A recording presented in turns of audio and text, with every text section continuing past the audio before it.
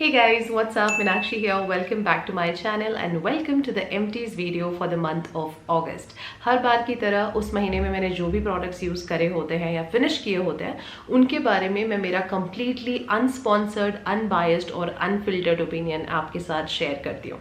This video is also one of them और मेरे पास total I think 8 से 10 products हैं इस वीडियो के लिए, मेनली स्किन केयर, और उसी के बारे में मैं अपने ओपिनियन एक बहुत ही रॉ फॉर्म में आपके साथ शेयर करूंगी. नाउ क्योंकि हम सबकी स्किन अलग होती है तो इसलिए हमारा एक्सपीरियंस भी अलग हो सकता है, because most of these products बहुत रिस्पॉन्सिबल ब्रांड्स ही उन्हें बनाते हैं, तो ऑब्वियसली इंटेंट और एक ये रहता है दिमाग में भी कि कोई अच्छी ही चीज़ मार्केट में आए. लेकिन फिर भी क्योंकि हम सबकी स्किन अलग है तो कई बार हमें डिफरेंट रिएक्शंस होते हैं, किसी के साथ अच्छा एक्सपीरियंस, किसी के साथ बुरा. तो इसीलिए ऐसा नहीं है कि सिर्फ कोई प्रोडक्ट क्योंकि मेरे लिए काम नहीं किया तो मैं ये कह रही हूँ कि वो बुरा है, उसे आप भी मत खरीदो. बट मेरे अपने रीजंस हैं जो आप जैसे जैसे वीडियो देखते जाएंगे आपको अपने आप समझ में आते जाएगा. So with all full logic and everything, I will tell you what are the products that I did not enjoy using and why so, and what are the products that suited and that I will recommend also. So if you're interested to know about my opinion of these products, then without any further delay, let's dive right in. सबसे पहला product मेरे पास है Tony Moly का aloe vera gel, which is a 99% pure aloe vera jail.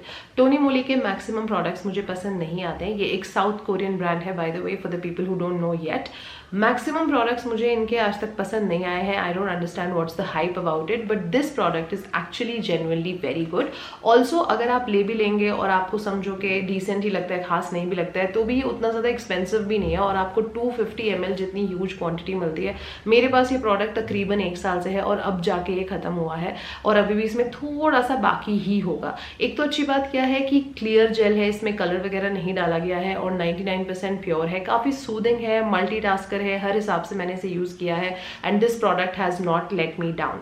एक छोटा सा minus of course sensitive skin वालों के लिए ये हो सकता है कि इसमें थोड़ा सा फ्रेग्रेंस उन्होंने डाला है, विच आई विश उन्होंने ना डाला होता, because the people who use aloe vera they don't need fragrance that bad. Obviously उनको अपनी इरिटेशन काम करने के लिए ही एलो लगाना है, तो आपने फिर उसमें एक इरिटेटिंग इंग्रेडिएंट ही डाल दिया तो फिर फायदा क्या हुआ.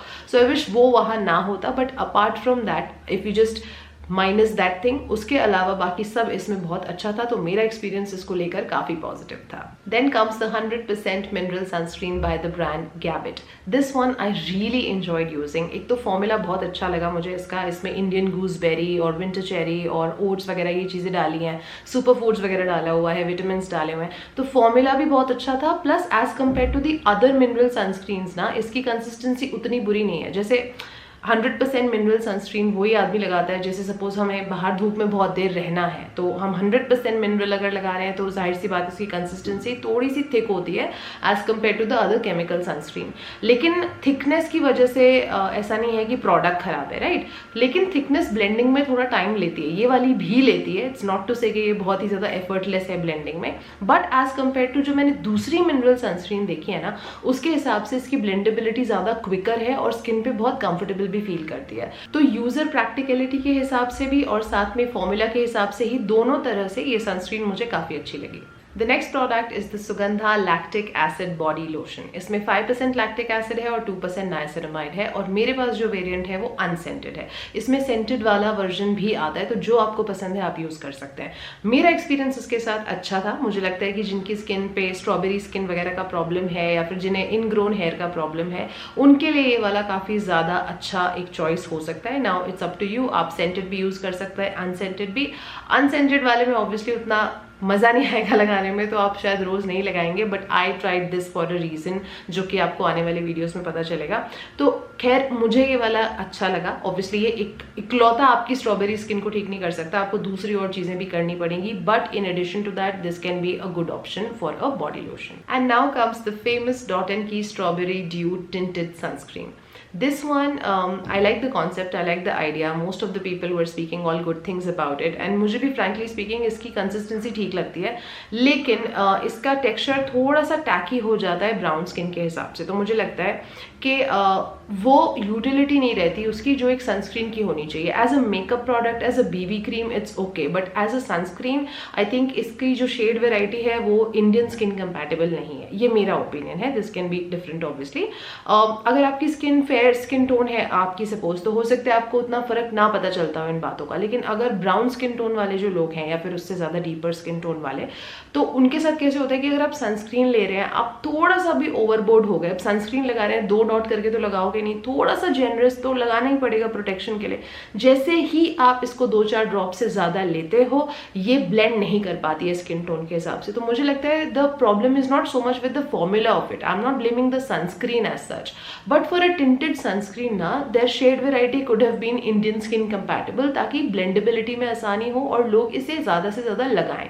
मेरे ओपिनियन में मैं इसे यूज भी करना चाहती थी पर नहीं लगा पा रही थी, क्योंकि ब्लेंड करना प्रॉब्लम हो रहा था, ये स्किन टोन से बिल्कुल ही डिफरेंट होके जा रहा था, तो मैच नहीं कर रहा था। तो शेड वेराइटी पे अगर थोड़ा सा काम किया जा सके तो शायद it has a great scope, but अभी तक के लिए तो मेरे लिए ये प्रोडक्ट मुझे उतना पसंद नहीं आया। The next product that I have with me is by Pure Bubbles. This is their Barrier Reset Face Gel Moisturizer.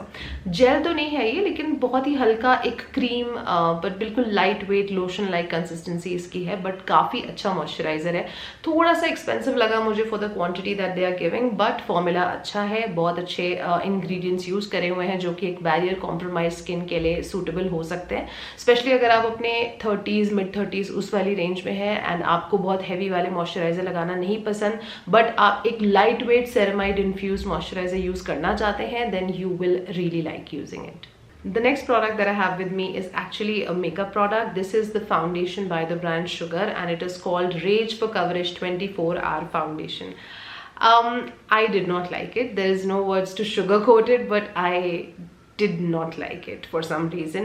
Sugar के साथ मेनली मेरा अभी तक वही एक्सपीरियंस रहा है कि उनके लिपस्टिक्स ब्लशेस सब मुझे पसंद आते हैं, बट रेस्ट ऑफ इट ना, उनका जो आई मेकअप है या फिर उनकी ये जो फाउंडेशन वाली जो बेस मेकअप वाली कैटेगरी है, वो थोड़ी सी डिससेटिस्फाइड ही मैं हमेशा रही हूँ। मुझे लगता है कि लॉरियल और मेबेलिन में बहुत बहुत बहुत अच्छे ऑप्शंस होते हैं बेस मेकअप के लिए, and this brand has a far way to go.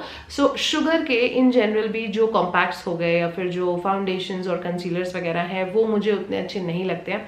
I expected that, but I still wanted to give it a try because the last time I used a Sugar cosmetic product would have been let's easily 1.5-2 साल पहले. So I thought okay let me try one more. तो मैंने इसको फिर ये वाली tube खरीद के इसे ट्राई करने के लिए मैंने लिया था, but I did not like this also. The next product that I finished up this month is actually a hair care product, and I'm talking about the Bare Anatomy Anti-Dandruff Shampoo. This product actually made me very happy.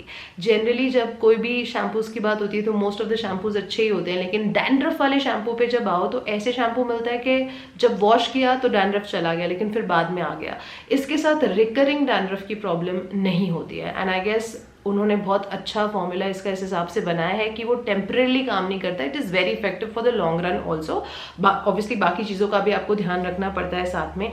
अगर आपको ना बहुत ज़्यादा etching होती है scalp पे, आपके scalp पे स्वेटिंग वगैरह ज़्यादा होती है तो स्कैल्प भी स्किन का पार्ट ही ना, तो जैसे पोर क्लॉगेज हो जाती है एक्सेस सीबम और ऑयल की वजह से हमारे फेस पे, उसी तरह स्कैल्प पे भी सिमिलर प्रॉब्लम होते हैं। तो अगर आपका स्कैल्प भी थोड़ा सेंसिटिव है या आपको इचिंग बहुत ज़्यादा होती है, वाइट फ्लेक्स बनते हैं, खुजली ज़्यादा होती है तो उस टाइम पे आप ये यूज़ करेंगे तो आपका स्कैल्प काफी काम डाउन फील करेगा। इसमें बायोटिन, सैलिसिलिक एसिड, उस तरह की चीजें डाली हुई हैं जो कि एक इरिटेबल स्कैल्प के लिए और एक ज्यादा स्वेटी और सीबम प्रोड्यूसिंग स्कैल्प के लिए काफी यूजफुल है। The next product is by a very famous Korean skincare brand, The Face Shop, and the product is Rice Bright Gel cleanser or gel massant cleanser.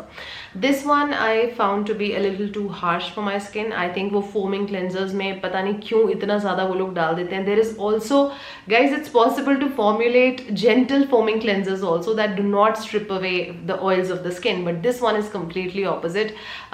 बहुत ज़्यादा skin को stretchy और dried out कर देता है. मैं बिल्कुल recommend नहीं करूँगी, खास करके dry skin को, aging skin को और barrier compromised skin को, जिनकी बहुत ज़्यादा excessively oily skin है और कभी कभी उनको सपोज अगर डबल क्लेंजिंग नहीं करना है और उन्हें एकदम थॉरो क्लेंजिंग चाहिए, कभी कभी, नॉट ऑलवेज, वो डेफिनेटली यूज कर सकते हैं, but other than that personally for me it's a no. The next product that I finished up this month is the sunscreen by Happier. This is their Happier sunscreen SPF 50 PA 4x+. This is ultra lightweight, great filters, great texture, very high performing sunscreen. I'm really impressed with how they have formulated it. काफी दूर से देखो तो ऐसे बहुत सीधा साधा सा प्रोडक्ट दिखता है, कोई nothing flashy about it. इसकी बहुत ज्यादा प्रमोशन भी नहीं होती है. आप जब यूज करना स्टार्ट करते हो आपको बहुत ज्यादा इससे हाई होप्स नहीं होते हैं, but when I used it, in fact I made my husband also use it, and when we both used it we really found that this had the potential to grow leaps and bounds. This brand in general also I feel has a great potential, and this sunscreen मैंने उनकी spray वाली try करी हुई थी, तो ये वाली जब ट्राई की तो थोड़ा मुझे अंदाजा था. When I tried this also, this really made me very happy. The last product that I finished up this month is by Chemist at Play. This is their Stretch Mark and Scar Fading Oil.